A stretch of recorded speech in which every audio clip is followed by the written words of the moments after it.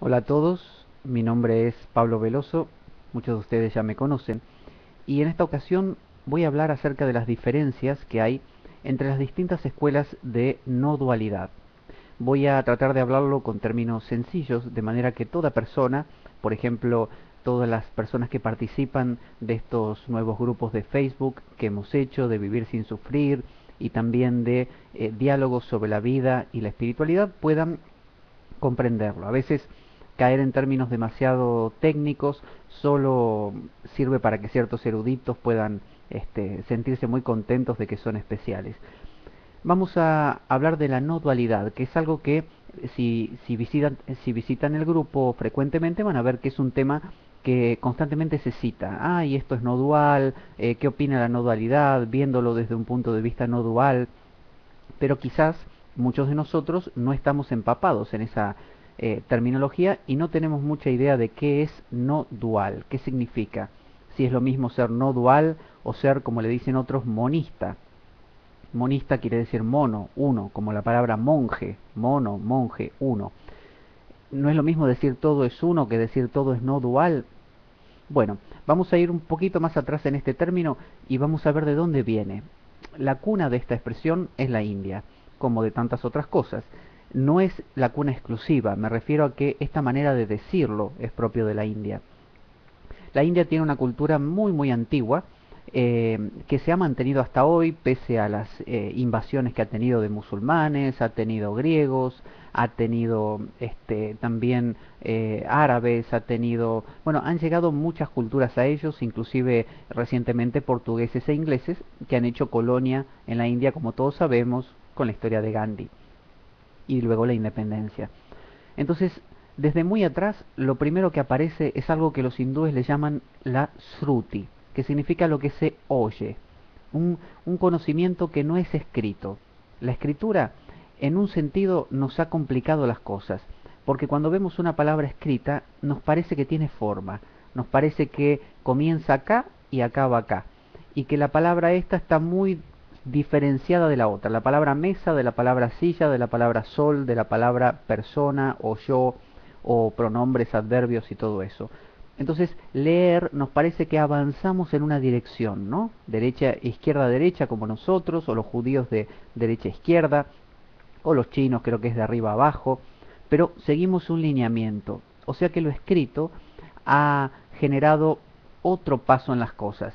Esta sruti, esto oído, tiene que ver con algo más global. Fíjense que cuando yo oigo, si yo cierro los ojos y oigo, o ustedes oyen esto que estoy diciendo con los ojos cerrados, no podrían decir de dónde viene el sonido. Es decir, pueden orientarse un poco, pero no saben dónde nace y dónde muere un sonido. ¿A dónde va? ¿A dónde va una palabra oída? ¿A dónde va un ruido? ¿A dónde va el sonido de una motocicleta que pasa? A ninguna parte. Nace de ningún lado y se disuelve en ninguna cosa. En cambio, lo escrito nos parece que empieza acá y acaba acá. Entonces, lo oído, esto anterior de la India, eh, sumía a estas personas en un mundo diferente, en un mundo donde no había estas diferencias.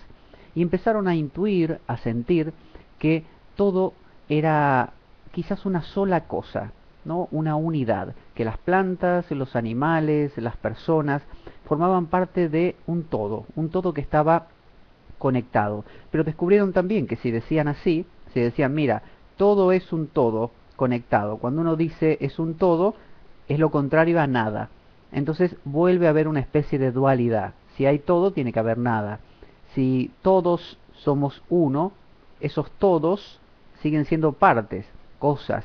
Y si esas cosas son diferentes a otras cosas, sigue habiendo muchos. Entonces no pegaba con el asunto. Así que decidieron seguir el camino que se llama apofático, que quiere decir negación. Y dijeron, no dos, no dos. Y desarrollaron también una frasecita muy conocida, que es neti neti. Es decir, cuando le decían, mira, defínemelo, ¿qué es entonces? El todo, Dios, ¿qué es? Y ellos se acostumbraron a decir, mira, eso que tú piensas no es, ese cuerpo que tú tienes no es, esa otra cosa no es, ese sentimiento no es, esa idea de Dios no es, ese Brahma, Vishnu y Shiva no es. Entonces le preguntaban, bueno, ¿y qué es? es aquello desde lo cual las palabras retornan sin poderlo tocar. Jamás lo vas a poder definir. Entonces decidieron llamarlo no dual. Es decir, no es dos. Entonces alguien diría, ¿es uno? No, no, no. Simplemente estamos diciendo que no es dos. Si dijéramos que es uno, tendría su opuesto, que es el cero. Y caeríamos de nuevo en la dualidad. Así que prefirieron decir no dual. ¿Dónde, digamos, nace esta intuición? ¿Dónde se plasma? Bueno, hay unos textos muy antiguos en la India, obviamente orales, que luego, mucho después se pusieron por escrito, que se llamaban Upanishad. Upanishad tiene muchos sentidos, entre ellos es acercarse al conocimiento o ponerse a los pies del maestro, ¿no? Aprender de la fuente. Entonces, estos Upanishad eran propios de aquellas personas que hace muchos siglos atrás decidieron retirarse al bosque, a la selva, donde vivían en ese caso en la India, en esas geografías. Y como no tenían el templo, no tenían los sacerdotes, no tenían la gente, los vecinos, empezaron a crearse un mundo propio, un mundo interior. Empezaron a hacer ese culto dentro. Y empezaron a descubrir que este microcosmos es igual a este macrocosmos. Y empezaron a darse cuenta que su respiración tenía un ritmo, como el mismo ritmo que tenían los planetas, y de la misma manera que ellos veían, el cielo tenía un ojo que era el sol, que también veía, y la luna también reflejaba luz del sol, de la misma manera que la mente refleja la luz en tal caso de la conciencia, y empezaron a establecer estos paralelismos y a jugar con la idea de el adentro y el afuera, y se dieron cuenta, ¿saben qué? Que no había diferencia, que adentro y afuera era lo mismo. Como dice el Kybalión, lo de arriba es igual a lo de abajo, lo de adentro es igual a lo de afuera. Bueno, lo mismo. Entonces a eso le llamaron Advaita, no dos, no dual.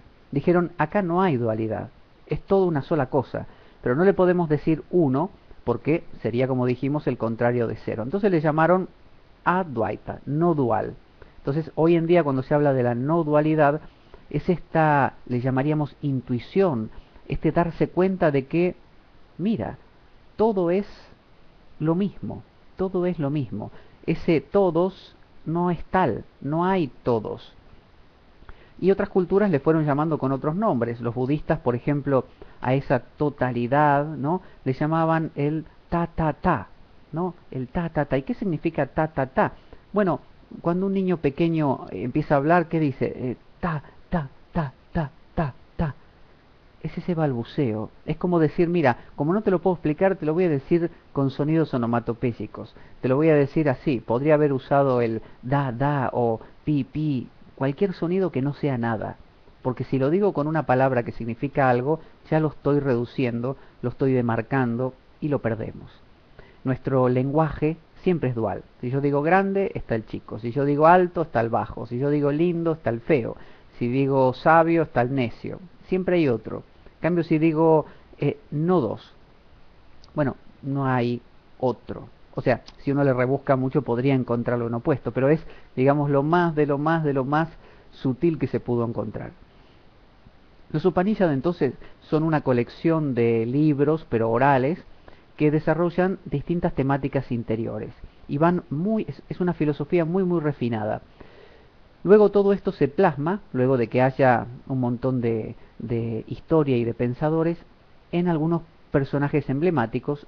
El más famoso es Gaudapada, que fue maestro de Govinda, y Govinda fue maestro del gran y conocido Shankaracharya.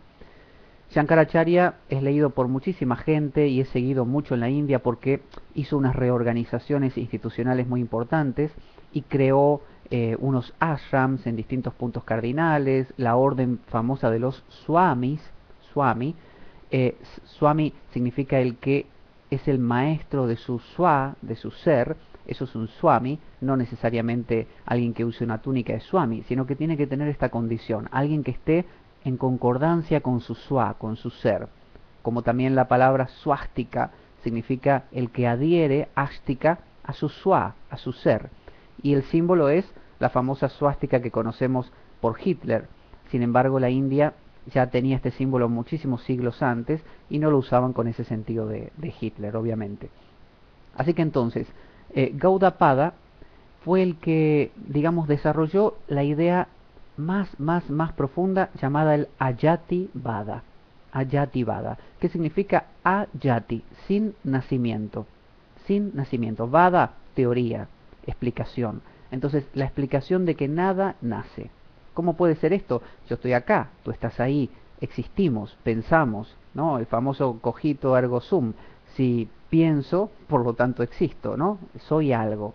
Bueno, lo que dice esta teoría no es que las cosas no son reales, sino que las cosas son ilusorias, que es muy diferente.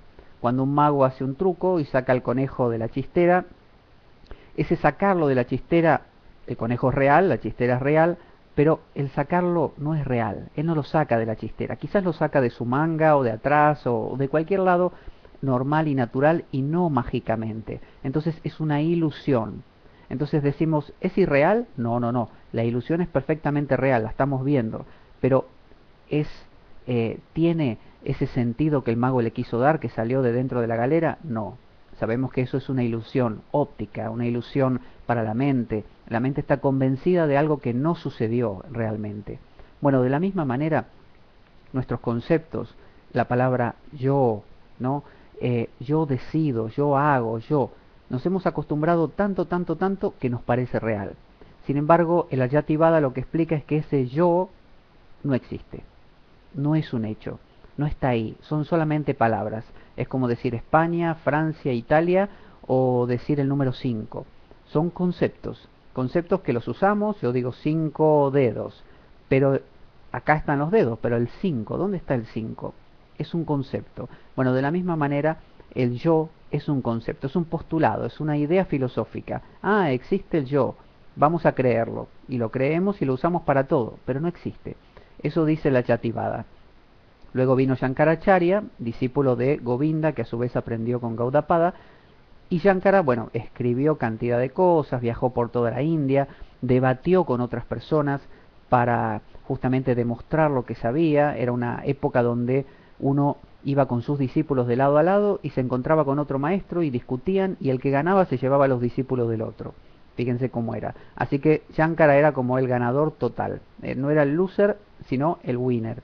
Y ganaba siempre. Así que se llenó de discípulos, toda la India estaba a sus pies, fundó varios mats, varios centros, desde los cuales hay como una suerte de lo que se llaman Shankaracharyas, que son como una especie de papas pequeñitos, que ninguno gobierna sobre los demás, pero que rigen distintos puntos cardinales de esta orden de los swamis.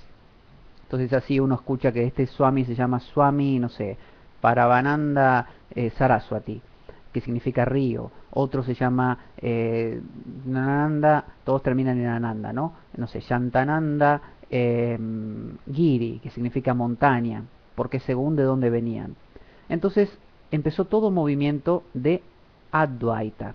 Y Shankaracharya, como lo hizo tan masivo, tuvo que, digamos, bajarle el tenor un poquito. Como siempre pasa, uno, según con quien hable, así trata, ese lenguaje usa. Si uno habla con una persona que piensa que por ponerse una cintita roja en la muñeca no le va a afectar la envidia, bueno, a esa persona uno no le puede decir, mira, vamos a hablar del yo como concepto, no existe. Entonces le dice, mira, medita, concéntrate en tal mantra y vas a ver que vas a mejorar. Bueno, Shankaracharya tuvo que hacer estas concesiones y por eso es que escribió muchísimos libros que dieron origen a una tradición que se conoce como Vedanta. La tradición del Vedanta, Vedanta significa el fin de los Vedas.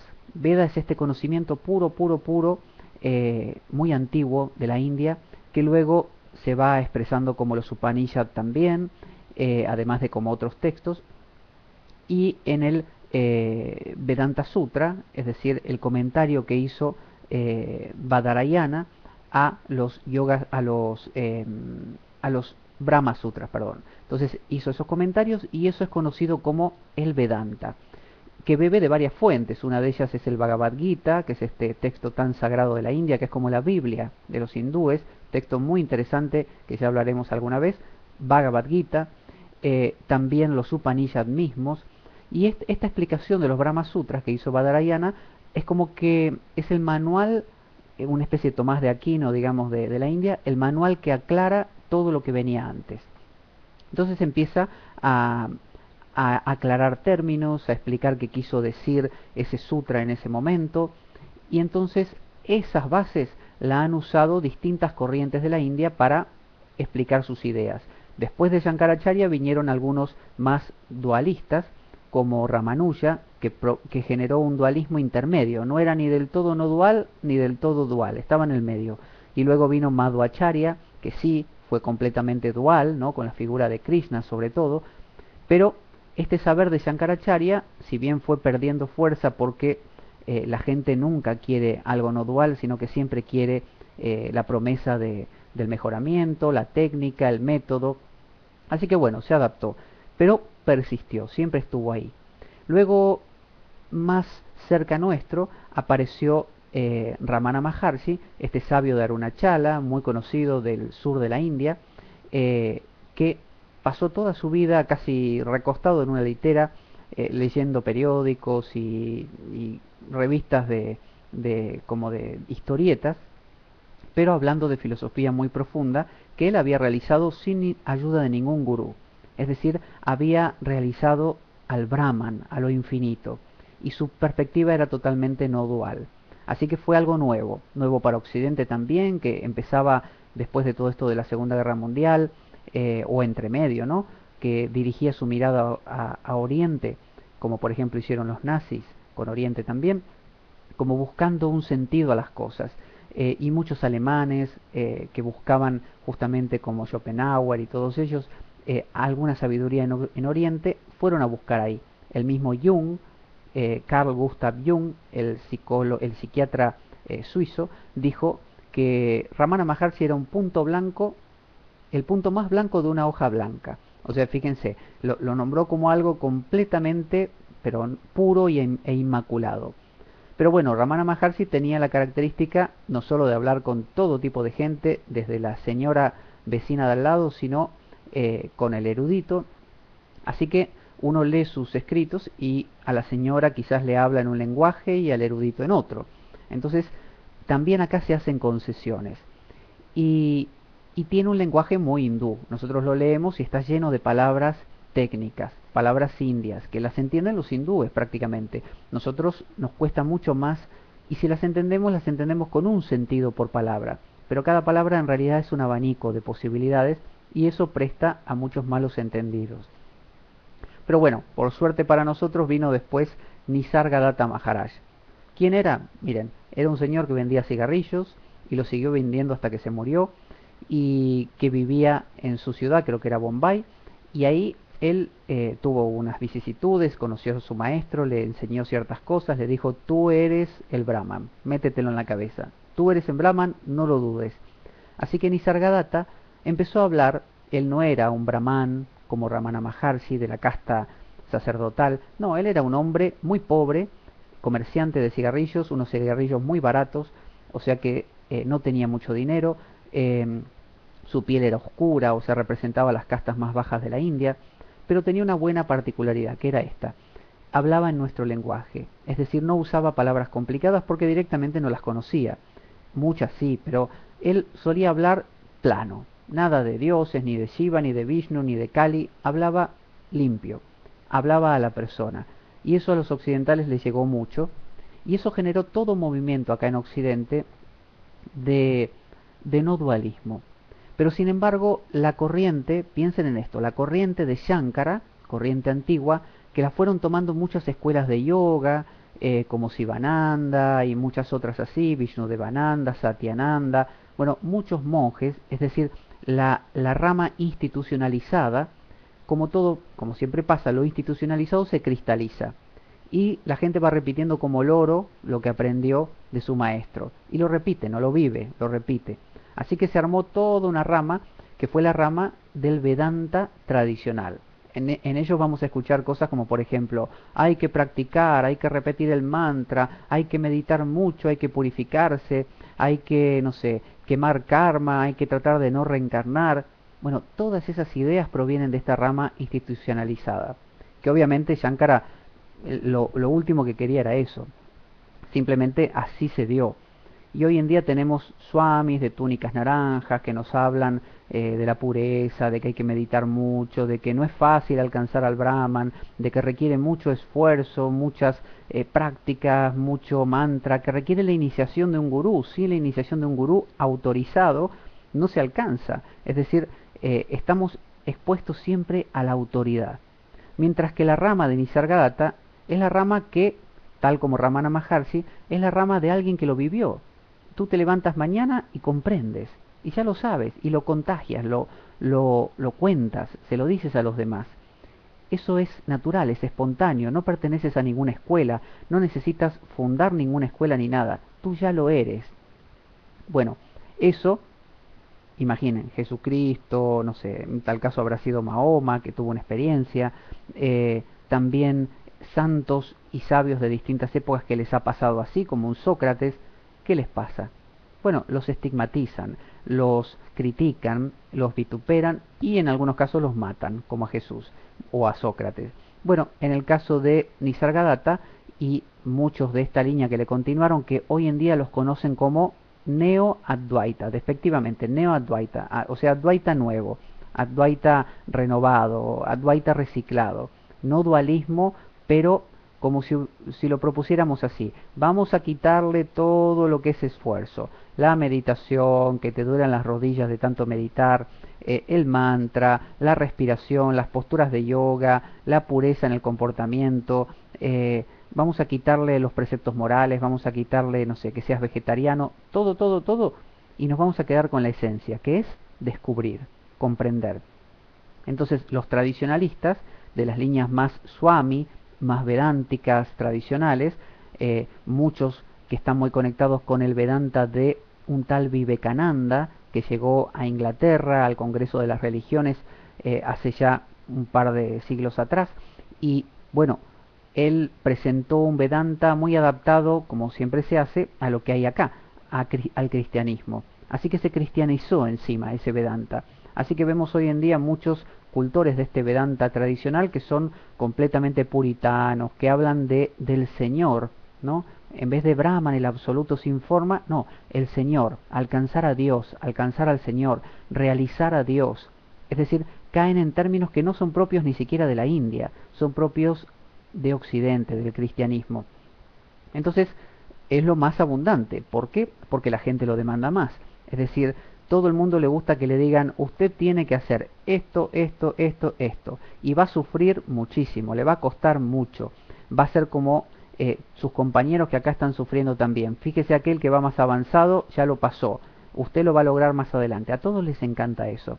A nadie le gusta que le digan, mire, usted no tiene que hacer nada. Así como está perfecto. Solo tiene que darse cuenta.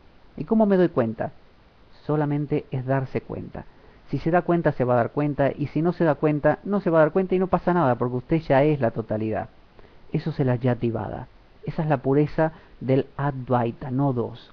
Cuando hay esfuerzo, cuando se le dice usted tiene que llegar a, se está cultivando la ilusión. Es como decir, bueno, el conejo que sacó el mago de la chistera, ese conejo usted tiene que poco a poco empezar a darse cuenta que es una ilusión. Si yo te digo a ti, ese conejo que acaba de sacar el mago, no es real, es simplemente una ilusión que él creó. Necesitas pasos, necesitas tomarte tu tiempo para entenderlo, necesitas, no sé, 2 años y medio para todos los días meditar en que el conejo no es real, el conejo no es real, o sea, es ilusorio, el conejo es ilusorio, es una ilusión del mago, lo veo pero no está ahí, en realidad el conejo no lo sacó de la chistera. No, si lo ves, te lo digo y lo ves, te das cuenta, ¿qué más quieres? Ya está, lo sabes. Entonces, ¿qué haces con ello? Nada, no puedes hacer nada. ¿Para qué te sirve? No te sirve para nada, porque es la vida no tiene utilidad, la vida es vida nada más, no tiene un sentido. La mente humana le quiere buscar un sentido. Entonces, ahí estamos. Vedanta, no dualismo tradicional que se mezcla con cristianismo, se mezcla con concesiones a la gente y se torna un mensaje totalmente desvirtuado e institucionalizado, donde no pasa de persona a persona que lo ha vivenciado, sino simplemente por lo que le dicen sucesión discipular. Yo aprendo lo que dijo mi gurú, lo repito como un loro, se lo enseño a mi discípulo que lo repite como un loro, y toda la gente lo cree, no lo vive, lo cree. Ahí tenemos entonces estos Vedantas advaitas modernos. Ahora, mezclados con el yoga. Ahora, por otro lado, están estos neo-advaitas, que obviamente no están ajenos a que haya personas que desvirtúen o personas que realmente no lo están viviendo y dicen que sí. Obviamente está en todas partes. Podemos ver personas que son, no sé, oscuras, complicadas, que muestran una cara cuando en realidad es otra y que simplemente quieren especular comercialmente, quieren hacer de eso una forma de vida y siguen inclusive un patrón repetitivo que lo van a ver mucho en esto del neo-advaita, de mesita, florero, sillón, cuadrito del gurú en algunos casos y mirada lánguida, ¿no? Movimientos lentos, silencios infinitos, y lo repiten, uno al otro lo van repitiendo como si eso fuera ser eso. Y en realidad lo vemos a Nisargadatta y por ejemplo tenía un mal genio terrible. Nisargadatta tenía un carácter horrible, trataba mal a la gente a veces, era inquieto, no paraba nunca de moverse. Ese era Nisargadatta, así era él, eso es natural. Ramana era lo mismo, él estaba todo el día pasota, tirado sobre su litera y le importaba poco lo que opinaran los demás, leía historietas y los periódicos, no se la pasaba leyendo libros sagrados, aunque a veces se los recitaban. Por otro lado, entonces los del Vedanta tradicional critican a los del Neo-Advaita por pregonar que basta con descubrir. Y los del Neo-Advaita critican a los del Vedanta tradicional por ser muy institucionalizados y por decir que hay que hacer esfuerzo, meditaciones, prácticas, que quizás en esta vida no lo alcancen y lo alcanzarán la siguiente, que vienen con el karma que quemar de la vida pasada y que hay que hacer servicio para purificarse, todas estas cosas. Entonces son estas las escuelas que vemos hoy en día, con sus variantes, algunas más cerca de un lado, otras del otro, otras en el medio, y vamos detectando así a los exponentes que vemos hoy en día y vamos descubriendo a qué pertenecen. Como regla general, para darse cuenta, los que se visten más al estilo tradicional, que tienen más indumentaria hindú, con túnicas, con, no sé, yapamalas, o sea, rosarios o marcas en la frente, suelen ser del Vedanta más tradicional y que conservan esto del gurú sentado en la tarima, tocando en la frente a la gente, bueno, todo ese tipo de cosas.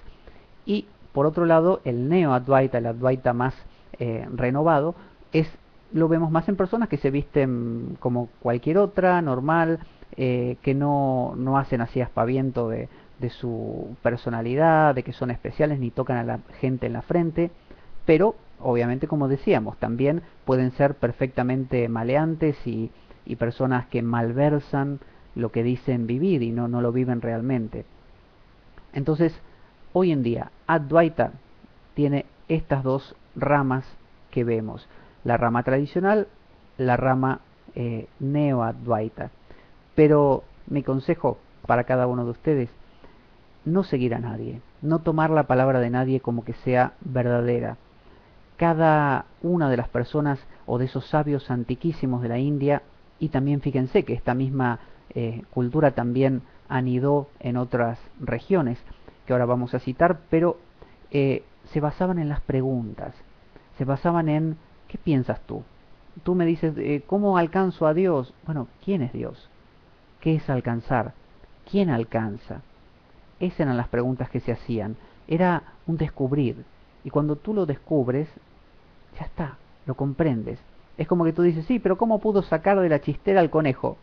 Espera, preguntemos algo. ¿Sacó el conejo de la chistera? Pero si lo vi. ¿Lo viste realmente? Sí, lo miré. ¿Viste bien de cerca? Bueno, no. Bueno, míralo de nuevo. ¿Saca el conejo de la chistera? Ah, no lo saca. Bien. Entonces, y entonces es una ilusión. Ah, bien. No hay más que hablar. ¿Para qué hace falta la meditación, el mantra y no sé qué? Bueno, si uno dice, mira, pero a mí me gusta meditar y yo estoy siempre acostumbrado a esto y me encanta Jesús y me encanta esto, sigue con eso, ningún problema, sigue hasta la muerte, practícalo, ve de rodillas hasta la basílica, si es lo tuyo, hazlo, ¿qué problema hay? La vida es vida y tiene que tener colores. Entonces, les decía por último que este no saber, bueno, en realidad es así, este no dualismo, que es un no saber, porque no propone una filosofía. El no dualismo no es una filosofía, no es una manera de ver la vida o de pensar las cosas. Es un darse cuenta de que el pensamiento es incapaz de comprender nada. Entonces, no es algo nuevo que viene, es algo que se pierde. Cuando te das cuenta que el conejo no salió, que era una ilusión, no ganaste nada, perdiste todo. Entonces, cuando alguien le pregunta al maestro, pero maestro, entonces, ¿cómo son las cosas? La verdad es que el maestro no lo sabe, tanto como tú, no sabe nada. Simplemente sabe que no sabe, eso es todo. Sabe que no, que su mente no lo va a descubrir nunca. El problema es que el discípulo o el que viene a preguntar no lo sabe. Está convencido que él cuanto más pregunte, cuanto más investigue y más lea, ahí sí va a saber. Va a llegar a un punto que sepa. Ese punto no ocurre nunca. Entonces, la tarea del maestro en tal caso es eh, poco a poco o de un golpe en algunos casos, llevar a la persona que pregunta que se dé cuenta. Mira, date cuenta, preguntas, hasta que la persona dice, tienes razón, me acabo de dar cuenta. Y ahí acaba todo. Bueno, este saber no dual también floreció en China, lo tenemos en el taoísmo. El taoísmo chino es netamente no dual. Lao Tse con su Tao Te Ching, y luego lo vemos a su sucesor, aunque no en el mismo tiempo, sino mucho más adelante en años, a Chuan Tse o Chuan Tzu, que escribió un libro llamado justamente Chuan Tzu, y que es casi el único filósofo irónico, el único filósofo que se ríe, que sabe reírse, el único personaje sabio que sabe decir cosas graciosas, mientras que otros siempre han mantenido un talante más serio. Luego vemos también que el sufismo tiene también toda una rama no dualista donde todo es Allah, esto que se dice eh, la ilaha illallah, que significa a nivel tradicional, a nivel común, masivo, es no hay Dios sino Alá. Pero eh, esta rama más profunda del Islam, el sufismo, le ha dado otro sentido, y es el sentido de no hay nada que no sea Allah. Es decir, la ilaha illallah, no hay nada que no sea Allah. Es decir, todo es eso, ¿no? O dicho de otra manera, no hay dos en este universo, no hay dualidad. Entonces el sufismo también lo tiene en el mundo árabe. Luego el judaísmo con su línea de la Kabbalah, ¿no? Que es esta vuelta de tuerca donde se busca también un sentido más profundo. También lo tenemos en el cristianismo con exponentes como Meister Eckhart, este dominico que vivió allá por el 1300 más o menos, que casi fue excomulgado, obviamente, al decir este tipo de cosas. Era alemán y pregonaba con mucha profundidad las cosas. El mismo San Juan de la Cruz, aquí en España, un místico, pero obviamente no dual, pero por donde se lo mire, solo que cuando el ojo que mira es totalmente dual, va a encontrar dualismo en cualquier parte. Entonces, San Juan de la Cruz, y en muchas otras culturas, a veces no tan nombradas, siempre hay estas intuiciones. ¿Por qué? Porque son parte del ser humano. Uno puede seguir cualquier religión, cualquier práctica, y siempre le va a quedar ahí la espina clavada. Esto no me termina de cuadrar. Siento el éxtasis, alcancé a detener la mente, logré con la respiración que mi mente se convirtiera en un lago estancado, ¿no? Ni una onda más. Estoy en paz, en absoluta paz, pero algo me sigue faltando. O ya hice todos los preceptos, ya cumplo todo, soy el cristiano perfecto, pero me falta algo. Bueno, ese me falta algo es porque la mente jamás puede satisfacerse. Entonces el sabio no domina la mente, el sabio no soluciona la mente. El sabio puede tener la mente más caótica que uno quiera, puede tener la mente psicópata, no sé, esquizofrénica o lo que fuera. El sabio simplemente está un paso por encima de la mente. Pero bueno, eso lo vamos a hablar en otra ocasión. En esta ocasión tratábamos más que nada acerca de distintas vertientes de este, como se dice, Vedanta. Recuerden una cosa más, el Vedanta en la India puede asumir tres formas, puede ser dual, dual intermedio o no dualista, como dijimos. Por eso cuando se dice Vedanta Advaita es el no dual.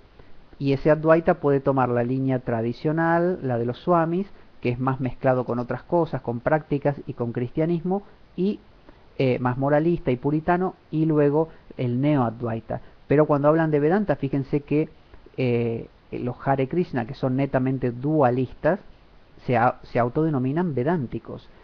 Prabhupada, el fundador del movimiento Hare Krishna, se llama A.C. Bhaktivedanta Prabhupada. O sea, la línea dentro del Vedanta, Bhakti, devota, devoción, del hombre y Dios, es decir, una conexión para él entre el hombre y Krishna, es decir, dual. Entonces, tres formas de Vedanta, todos basados en los Vedas, todos basados en los Upanishads, en estos textos profundos de filosofía que les conté al principio, y luego las dos ramas, la del Vedanta tradicional de los Swamis y la del Neo Vedanta o Advaita, tan criticado hoy en día en muchos casos. Así que ustedes juzgarán. Un saludo para todos. Hasta luego.